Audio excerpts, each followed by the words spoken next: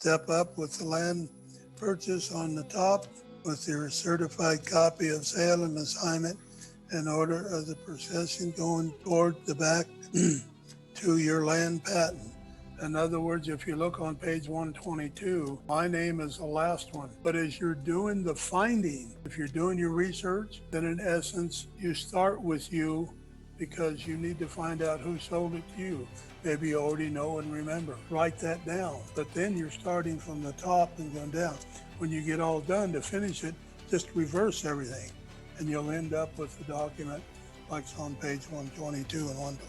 Okay? What I do is I take a tablet with me on a thing.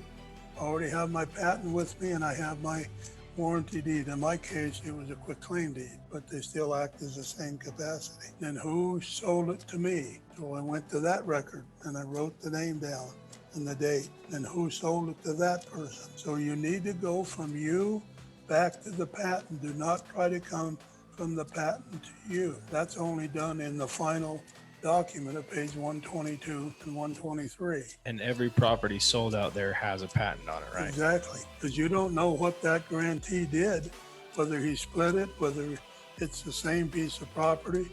You don't know that. So if you try to start from him, first of all, unless you know who he sold it to the first time, how do you know? How do you find that in the record? So let me ask you this.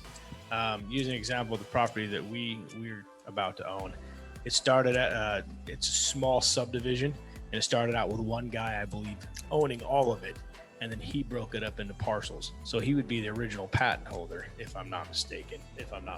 Yeah. And then it would break up into those parcels. So I need to find out who he sold that parcel to and then go from there, right? Right. Okay.